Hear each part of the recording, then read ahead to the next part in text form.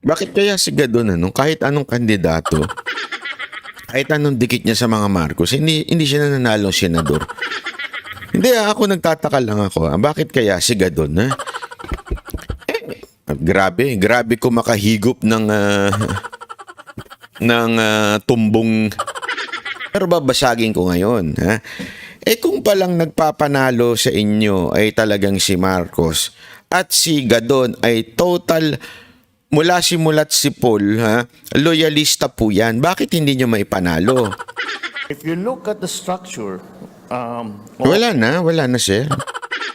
Wag na ho nating ipilit, ha?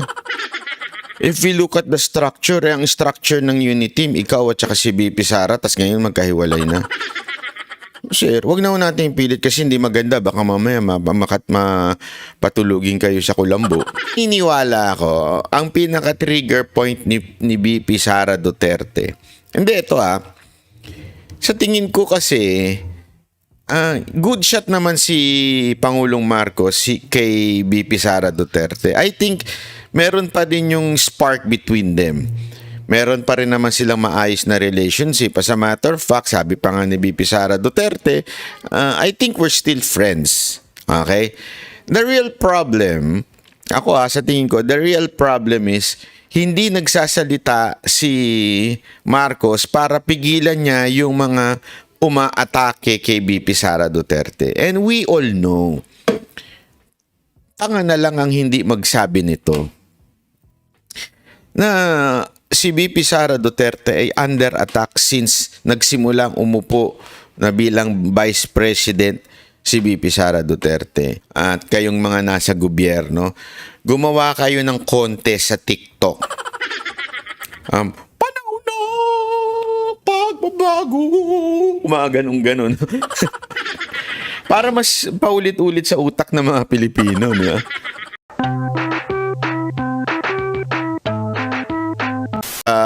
Politika, painit na ng painit habang lumalapit na ang 2025, di ba? Nakita naman natin isang araw nagsabi na kagad si BP Sara Duterte natatakbo ang 3 Duterte sa Senado at grabe nga ho, nawindang po ang politika sa Pilipinas, di ba? Talaga nga namang nataranta, ultimong mga asong ulol. Hindi ko na lang sasabihin kung sino yung asong ulol, ha? Uy, Kerubin Channel, ganyan yung mga hindi puro salita, may gawa, di ba? Hindi, alam nyo, talagang yung mga nananahimik na aso, antay-tahimik tapos biglang nagkakahol na, di ba? Kilala nyo na yun, kung sino yun. Nung lang nagsabi si Vice President na may 3 Duterteng tatakbo, grabe. Di ba? Windang ang mga animal. Ngayon naman, siyempre, tinatanong-tanong din ng kahit yung mga komunistang mga congressman. Diba? Yung mga representante ng mga komunista dyan sa Kamara ay ganun din. Talagang nataranta naman din sila sa kanilang mga pahayag na kesyo meron pa silang nalalamang dynasty. Sabi ko nga, kung kayo ay talagang galit sa dynasty, bakit hindi nyo punahin ang lahat ng magkakamag-anak dyan sa Senado, di ba? Dami-dami magkakamag-anak dyan Hindi naman po yan ang issue. Ang issue po magagawa po ba nila yung kanilang trabaho? Yun po ang importante. Hindi importante kung yan ba ay magkaanak o hindi. Kasi meron naman talagang mga magkakamag-anak na maayos naman ang kanilang trabaho. Ang problema ay kung katulad ninyo na mga komunista. Diba? Sumasahod kayo mula sa pera ng taong bayan tas isinusuporta ninyo sa mga kapwa ninyo mga terorista. Diba? Mahirap naman yun, diba? Kukuha ka ng pera mula sa taong bayan tapos yung mga kasamahan mo sinisira o mga rebelde. Mali naman yun. Tama, mali. Diba? Ano mas malala doon? Yung dynasty na sinasabi ninyo o yung sinusuportahan nyo yung NPA na nagrebelde sa pamahalaan na isang tinuturing na terorista. Kayo, ibig sabihin po, kayo ay supporter ng mga terorista, di ba? Naku po, wala. So doon pa lang, napapraning na po kayo kasi baka kanyo mabawasan kayo ng kita dahil mabubulgar pa kayo pa ulit-ulit pag na mga Duterte naandyan na ho. Kasi tandaan ninyo, yan ho, ang isa sa mga advokasya ng mga Duterte, 'di ba? Galit na galit po sila sa ating mga terorista. Kaya nayayanig kayo, 'di ba? Kaya ito, anyway, panoorin natin ito ha. Panoorin natin ang sagot ng ating Pangulo tungkol ho dito sa mga Duterte na tatakbo di umano sa Senado. Panoorin natin ha, tingnan natin, bigyan natin ito ng isang malupit na reaksyon. Tila pinagkibit-balikat lang ni Pangulong Bongbong Marcos ang posibleng pagtakbo sa Senado at pagpronta ng mga Duterte bilang oposisyon. Iginit din niyang buo pang unity team at bukas pa rin daw sila kung gustong sumama ni Vice President Sara Duterte. Nasa frontline ng balitang yan si Maricela Lili. It's a free country. They're allowed to do whatever it is they want. Ito ang tugon ni Pangulong Bongbong Marcos sa balitang tatakbong senador, ang mag-aamang Duterte, na sina dating Pangulong Rodrigo Duterte, Davao City 1st District Congressman Paulo at Davao City Mayor Baste Duterte. Ayon pa nga kay Vice President Sara Duterte, may plano rin daw patakbuhin sa pagka-presidente si Baste sa 2028. Nako. Pero para kay PBBM, masyado pang maaga para pag-usapan yan. May pang mangyayari between now and 2028. And the only real situation will become clear in October sa filing. Hindi na bago ang pagiging kritiko ni Mayor Baste na ilang beses na ring binanatan si Pangulong Marcos sa mga prayer rally nila. Siya rin ang nanawagan noong Enero kay PBBM na bumaba na sa pwesto.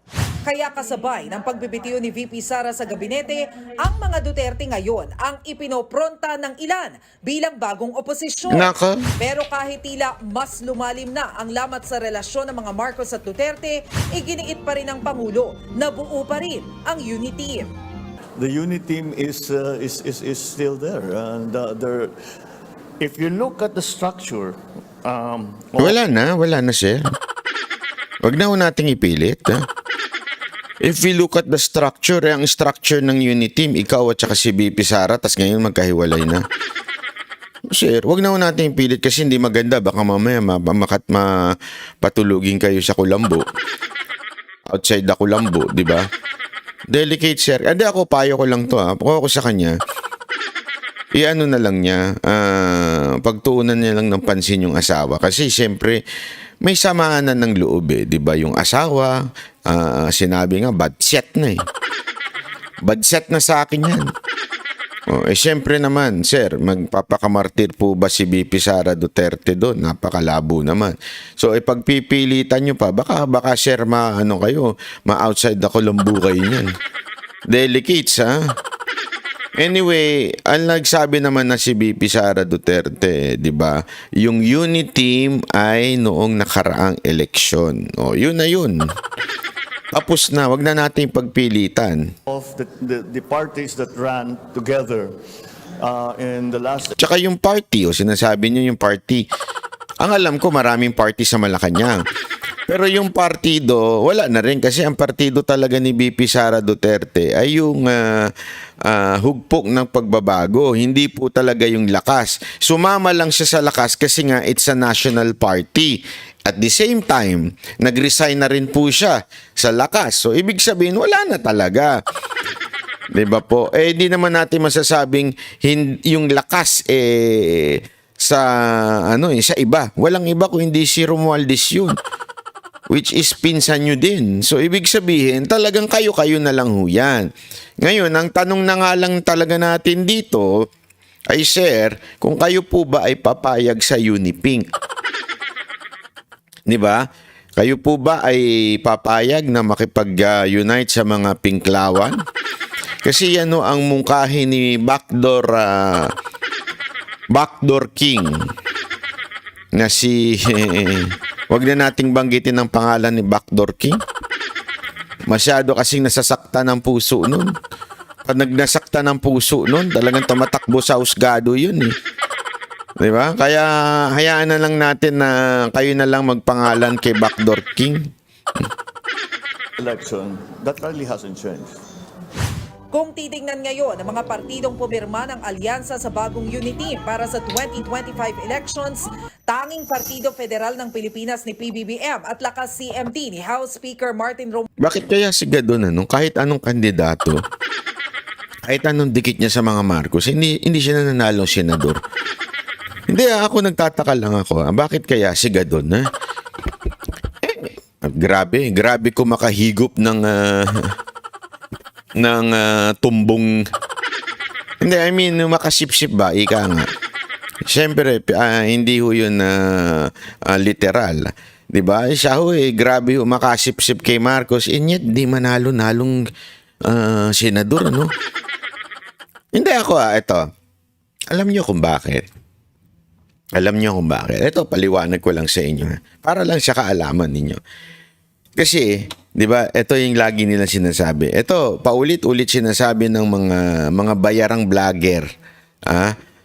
Mga bayarang vlogger ni Tambaluslos. Laging sinasabi, ang mga Marcos ang dahilan talaga ng pagkapanalo ng Marcos. Sa katunayan, sinasabi pa nga nila, ang Marcos daw ang nagpanalo kay Duterte noong 2016.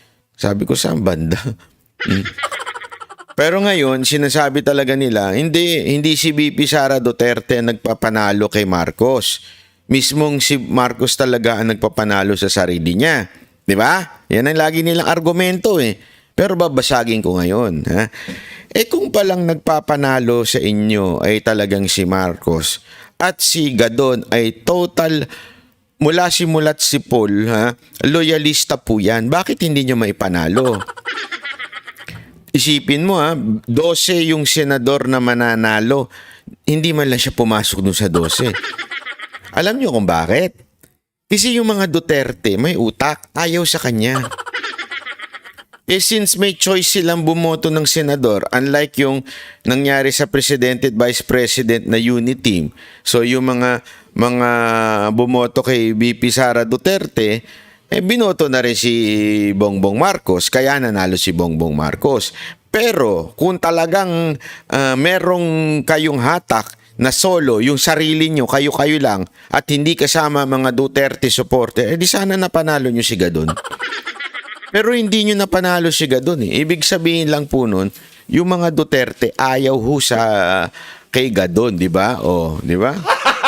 Gago! So, ibig sabihin po, alam nyo na nagpanalo talaga sa mga Marcos ay ang mga Duterte. Kayong mga bayarang vloggers na mga tanso vlogger dyan, tanggap-tanggap din na yung lakas ninyo ay nanggagaling lang sa mga Duterte. ang natira. Tapos si Robin, sabit na lang noong 2022, nag-number 1 pa. Kasi si Robin Padilla kasi talagang hindi naman niyang kilala bilang Marcos loyalist eh. Si Robin Padilla, talagang kilalang Duterte loyalist yan. Diba? Duterte supporter yan. Yun. Hindi na sumali ang hugpong ng pagbabago ni VP Sara at puwersa ng masang Pilipino ni dating Pangulong Joseph Estrada. Pinalitan sila ng Nationalist People's Coalition na partido naman ni dating Senate President Tito Soto. Paglilinaw naman ng Pangulo, bukas pa rin ang unit team kay VP Sara. Pero depende raw ito sa magiging desisyon sa politika ng Vice Presidente. Depende kung saan siya papanig. That will determine whether or not that will be the biggest change in the unit team. Na kung mawala sa unit team si Inday Sara, yun ang pinakamalaking change kung sakali man. Nagbabalita mula sa Frontline, Maricel Halili, News 5. Mga kapatid, Ayoko to, may artificial wala bang walang sugar dyan? Tuloy. Gigi Tuloy. Maligad po, iba na ang Sorry, naka-on ata. Oh. Ito. So, yan na nga ho yung sinagot na ho ni Marcos. Hindi na-commute ho nga eh. Ayoko nga, may sugar nga. Nakita ko kasi nagpakuha kasi ako ng soda water eh. May sugar to eh. Ayoko na may sugar. Oh, anyway, yun na nga. So, ayan na po yung sagot ni Marcos tungkol ho dito sa issue ng mga Duterte. Sabi niya, napakaaga pa daw. Actually, may konting pitik yun eh, di ba? May konting pitik yun sa mga Duterte na lalo na kay feeling ko parang sinasabi nung iba, may banat yun kay BP Sara Duterte na it's still early para mamulitika. It's still early para po pag-usapan ang 2028. May konting pitik yun eh. Kasi sabi niya talagang masyado pang maaga para pag-usapan po yung 2028. So may konting pitik yun. Nako. Winona Raimundo. Salamat po at hindi po iniwan si... syempre, never. Meron pa tayong BP Sara at saka may Basti pa tayo, di ba? Hindi, alam nyo, tama yung sinasabi ng iba, natataranta na ang Malacanang sa mga galaw. Kasi alam mo, hindi nila madidinay yan. Hindi nila madidinay yan kasi nakita nila yan sa rally. Sabi nga nila, may nagkwento nga sa akin sa rally daw, mas matindi pa ang hiyawan pag si BP Sara Duterte nang tinatawag kesa kay Marcos. Ewan ko kung totoo, pero yun ang sabi sa akin ng ilang mga kilala ko entertainer na naandun sa event ng Uniteam. So, sigurado ko, alam ho nila ang lakas ng mga Duterte. Diba? Sabi ko nga sa inyo, before the election, during the survey, ang layo ho ni Marcos compare ho kay BP Sara, yung presidential survey. Nasa taas po talaga si BP Sara Duterte. Kaya nga takang-taka nga ho si Tatay D, 'di ba? Si Pangulong Duterte kung bakit tumakbong vice president, 'di ba? Hindi natin alam mo. Pero gayon pa man, wala tayong magawa na 'yun ang desisyon ni BP Sara Duterte. Pero ang sure ako, ay nangangatog na itong Malacanang, 'di ba? Sigurado ho tayo diyan. Nangangatog na ho sila. Si Jay Guevara late na naman. Bad shot na siya, no, Diego? Bad shot na. Sabi nga nito, karamihan sa aming mga OFW, Duterte pa din kasi akala namin, siya totoo lang eh. Ako nga, dami kong, pag kunwari na medyo nakikilala ho tayo sa labas, pagka kinausap nila ako, kanina ho, nandyan po ako sa Quezon City, sinagot ko po yung subpina ni Trillanes. Naglalakad po tayo, bigla may bumati sa atin. Duterte pa rin sabi ko. Buhay na buhay ang mga Duterte supporter. Kahit to dito sa akin pinuntahan ngayon, may nakasalubong din ako. Uy, banat bay, Duterte tayo Wala pang eleksyon, wala pang kampanya. Hindi, totoo, di ba? Wag niyo sabihin hindi. Kasi ganyan talaga sino lang masasabi mo talagang solid Marcos? Hindi, totoo. Sino? Una, yung mga bayaram vloggers. Siyempre, solid yan. Pangalawa, yung mga may edad na, yung mga umabot pa sa panahon ng kanyang tatay.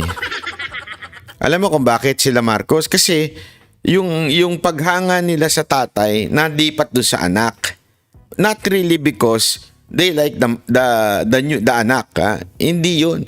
Kasi yung tatay talaga. Di ba? Ana Liak Duterte from Sydney. Thank you very much. Palakpakan. Kahit matitinong pulis at sundalo, Duterte. Ako, sinabi mo. Wala akong nakausap na sinabi nila sa akin, ayaw namin ng mga Duterte. No. Wala ako yan! Ha? O, sa'yo na lang. Salamat ha. Ito, gusto kong soda water. Diba? Panalo. Tubig lang talaga. Oh, ganda ng tunog. Ayan. Oh. Maisog Hong Kong. Oh. Uy, see you ha. See you sa Saturday dyan sa Hong Kong ha. Wag muna bukas. Magpapahinga muna kami bukas at kakain kami ng malupit. Saan kaya masarap? Meron ba dito mga taga-hangkang? Pwede bang sabihin nyo naman, i-hashtag nyo, sayang Jay, hindi ka makakasama. Idiin natin ng idiin kay Jay Guevara. Kasi late na niya inasikaso yung passport niya. So, ano natin siya? Hayaan natin siyang maging bitter. Baka bukas, ano na yan? Dramateros na yan. Kasi hindi siya nakasama sa Banateros. O, ikaw kasi, ang tagal mo eh. Saan, meron bang mga taga Hong Kong dito? Baka naman may mga taga Hong Kong dito. Baka naman may alam kayong masarap na kainan ng steak. Yung malupit na steak. Para puntahan kagad natin yung pagdating. No? Oh, kinikbak ni Jay Guevara yung pang passport. Sinabi mo, anharot. Laki din nun, ha? Oh. Sama nyo, gwapo lang. Naku, wala ka. Boo. Ito pa. Panoorin natin. Nel, ano raw ang ibinigay na dahilan ni VP Sara sa Pangulo kaya siya nagbitiw bilang kalihim ng Department of Education? Ella, ayon kay Pangulong Ferdinand Marcos Jr., wala ring ibinigay na dahilan sa kanya si Vice President Goose at Peking duck dapat kainin nyo dun. Sige, hanap ako dun, ha? Hanap tayo dun ng goose at saka mga peke na duck. Alang kasi, hindi masarap yung pag walang rice, eh. Baka matempa ako mag-rice, kaya wag na. Sumisexy na nga daw ako. Macho na nga daw ako. Sara Duterte nang magbitiw ito sa pwesto bilang kalihim ng Department of Education at Vice Chairperson ng National Task Force to End Local Communist Armed Conflict o NTF-ELCAC. Ayon kay PBBM, tinanong niya mismo si VP Sara. Tingnan mo yung sugar ko, 91. Oh, kita mo na. Ang baba niya, di ba? Kasi nga,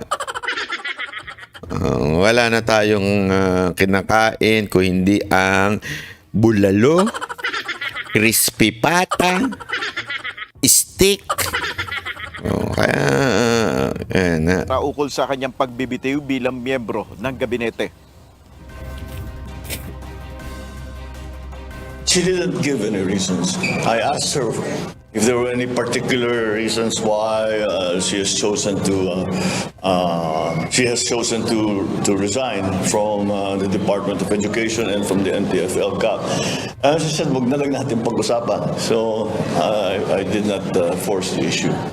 yun, sa madaling salita, inisnab ho.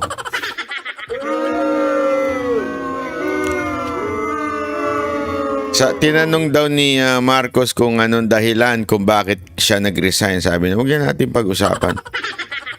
Sa madaling salita, kailangan pa bang i-memorize yan? Yun ang sagot ni VP Sara nung tinanong siya. Kailangan pa bang i-memorize yan? Pagkatapos niyong sabihin ako'y badsyat, pagkatapos niyong tanggalan ako ng kung ano-anong kakayanan sa aking departamento. Hindi. Ako, hindi naman yun. Joke lang yun. Pero naniniwala ako, ang pinaka-trigger point ni VP Sara Duterte. Hindi, sa tingin ko kasi, good shot naman si Pangulong Marcos kay VP Sara Duterte. I think, meron pa din yung spark between them. Meron pa rin naman silang maayos na relationship. As a matter of fact, sabi pa nga ni VP Sara Duterte, I think we're still friends. Okay? The real problem, sa tingin ko, the real problem is, hindi nagsasalita si Marcos para pigilan niya yung mga umaatake kay VP Sara Duterte. And we all know, tanga na lang ang hindi magsabi nito na si VP Sara Duterte ay under attack since nagsimulang umupo na bilang Vice President si VP Sara Duterte. And kita nyo naman, sigurado naman ako nanonood din ng kampo ni VP Sara Duterte sa mga banateros wherein binuking namin etong mga vlogger na ensimada, etong mga vlogger na mga Marcos loyalists na sila ho ay binabayaran para ho siraan si VP Sara Duterte at i-promote si Tambi. Di ba ho? So sa madaling salita po mga kababayan, simpleng-simple lang. Walang ginagawa ho siguro. Naramdaman niya na parang, hinahayaan mo naman yung pinsan mo na ganituhin ako. Hinahayaan mo naman yung asawa mo na ganituhin ako. Hinahayaan mo yung mga congressman na babuyin ako. Ano pa ang gamit at nandito ako para sa tabi mo? Di ba? Ano pa ang ano doon? Ano pa ang saysay nun? Yun na yun. Yun na siguro yung trigger point na, again, maybe they're still friends. Kaya lang, ang hirap naman ho nun. The entire family, ika nga. When I say family, not the family literal, the family, ibig sabihin, the entire Congress, the entire department, lahat tinitira ako. Para naman akong tanga na parang naghahabol at kapit ko doon sa bilang ako ay secretary ng DepEd o kaya secretary vice chairperson ng NTFL. Mukha naman akong tanga doon. Di ba ho? So ibig lang sabihin nun, talaga nga namang napuno na si VP Sara Duterte. Kaya nga sinabi niya, we're still friends. Doon na lang. Pagdating sa unity team, wala na, di ba? Wala na talaga. So, wala na. Ayun na ho sa akin. Yun ang sa tingin kong ano. Kaya nga nung tinanong siya, ano masasabi mo? Anong dahilan mo kung bakit ka nag-resign? Huwag na natin pag-usapan. Mag-aaway lang tayo. Di ba ganyan naman di ba? Ganyan naman po yung mga jowa ninyo. Minsan nga mas maganda nang wag nang pag-usapan para hindi na lang kayo mag-argue. Excuse me. Di ba? Kaya mas maganda na lang yung sige, hayaan na lang natin. Let's just move on, ika nga. Ibig sabihin nun, wala na. Forget about it. Wala na tayo. Move on na tayo, di ba? Wala nang usap-usap. Nako. Kaya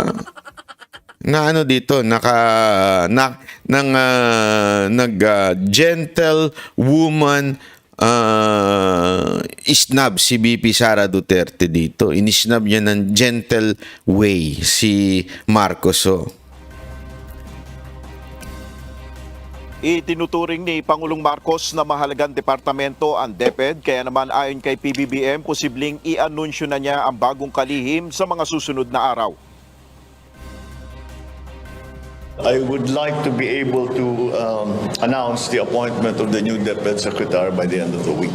We cannot leave it open. Ang importante yung trabaho nila. We cannot just leave it like that na nakatiwangwang dun sa... Tama naman yan, Mr. President. Tama. Kung ako nga sa'yo, maganda, gawin mo ng DepEd Secretary si Franz Castro.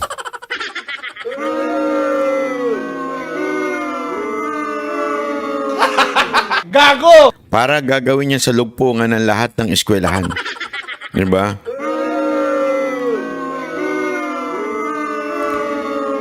Malay mo lang naman ha. Malay mo, baka mamaya ipamemorize niya na yung, di ba, yung sa salugpungan, pinamemorize yung national anthem ng mga NPA. Ibig sabihin, magaling sila doon sa ganung propaganda. Pwede mo nang ipamemorize yung bagong Pilipinas. Di ba? Hindi kasi alam nyo, ito walang biro ito Maraming napapanood ako sa TikTok, ginagawa ng katatawanan yung bagong Pilipinas na ano ba yun? Anthem ba yun o binabasa? Dalawa ba yun? Hindi, nakita ko kasi sa TikTok yun yung bagong Pilipinas na kinakanta na Hindi ko alam kung yun po ba ay nagagalit ho kasi yung mga estudyante. Kasi sino kayang PR firm ang gumawa nun? Him at Pledge yun eh. Oo nga, sino kayang gumawa yung kanilang him na yan? Kasi hindi siya singable eh.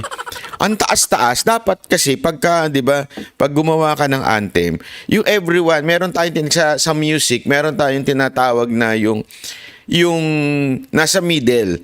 Sabihin, tono ng lalaki at tono ng babae kayang kantahin. Kasi magkaiba ang octave ng babae sa lalaki. Magkaiba ng kiyan. Ibig sabihin, yung kanyang magkaiba. So, ibig sabihin, dapat nandun ka sa middle. Kung ito yung sa babae, ito yung sa lalaki, dapat nandito ka sa middle yung tono mo. Eh, ano yung kanta? Panahon na ng pagbabago. So, ganun mo kakantahin? 'Di ba? Panahon na ng pagbabago. Yung mga kayong tanga nun, di ba? Hindi, di ba? O, sige. Kahit gusto mo ba siyang kantahin, pagtatawan ka sa eskwelahan. Kasi, ito, operatic, oh. Panahon na ng pagbabago. Di ba? Mukha kang gago nun. Yung panggagago po, oo nga. Hindi, totoo. So, di ba? Dapat medyo yung tono niya, yung sakto lang. Hindi naman yung OA. Huh? Ano kaya magkaroon ng contest, no? Contest sa eskwelahan. Pagalingan ng mga sa klase kung paano kantahin yun. Mga ganyan. Lahat kayo, panahon na ng pagbabago. Ay. Si Ryan kaya Beb nasabi sa media, talaga? Kawawa naman.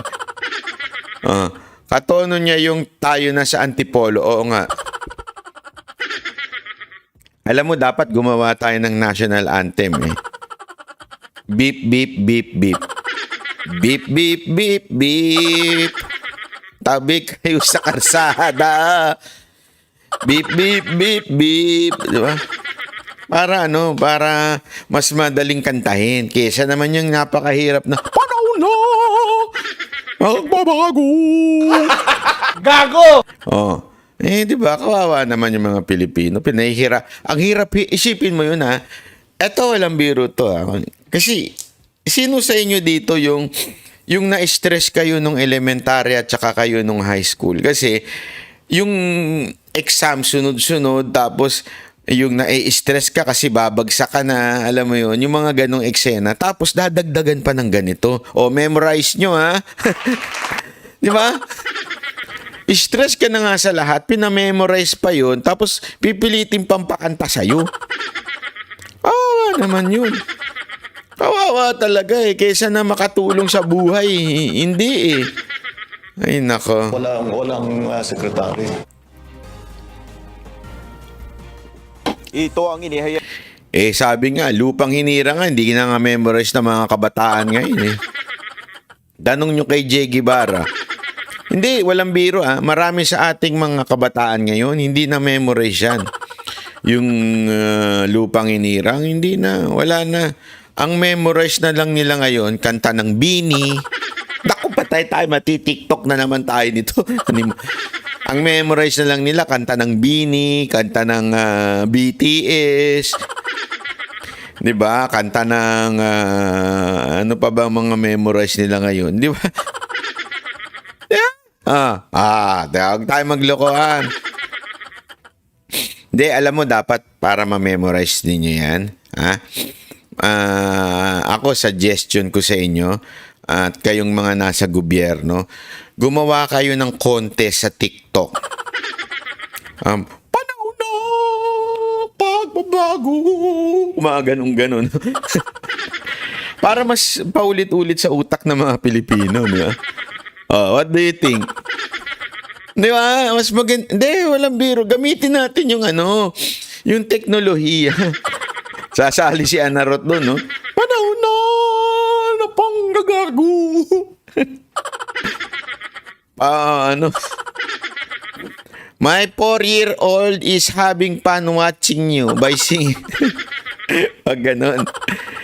Hindi, tama yung paggawa nyo ng dance step yon para siguradong ma-memorize ng mga Pilipino yon. Ganun lang yun. Sure ako doon. Tapos mamimigay kayo ng milyong-milyong salapi. Sanay naman kayo mamigay ng pera eh. Mamimigay kayo ng ayuda sa mga nakamemorize ng panahon na ng panggagago. Di ba? Hindi, pero alam mo, kung ako sa inyo, dapat, kasi hindi ko nga alam eh, parang lalaban sa gera yung tugtog eh. Yung panahon na dapat ang kanta, mga gagawin ninyong tema, yung parang mga, You are my destiny. Mga ganun dapat, di ba? Eh kasi itong panahon na ng panggagago, parang may kalaban tayo eh. Eh kung You Are My Destiny yan, oh. Tapos nandun yung mukha ng mga Koreanong, tsaka mga Koreana. Sigurado ako, memorize yan. Memorize yan ng mga kabataan ngayon. Eh, mga kabataan ngayon, ewan ko ba? Meron ako nakasabay sa elevator ha. Sorry. May nakasabay ako sa elevator. Tapos naka-headphone siya. Tapos kumakanta siya. Para siyang tanga. Sabi ko, te, okay ka lang? Ano ba? Hindi ka ba pinapansin sa bahay nyo? Bakit ka? Alam mong naka-earphone ka. Alam mo naman siyempre pag kumakanta ka kahit sobrang lakas ng tugtog mo, malalaman mo may boses kang lumalabas. Millennial, sabi ko pambihira to. Ito ang pag-asa ng bansa, ng Pilipinas. Nung pagkakita ko sabi ko wala na talaga. Palubog na tayo. Pagka ganitong yung mga kabataan natin sintu-sinto. Hindi, totoo. Oh, ang hirap makita yung future ng Pilipinas.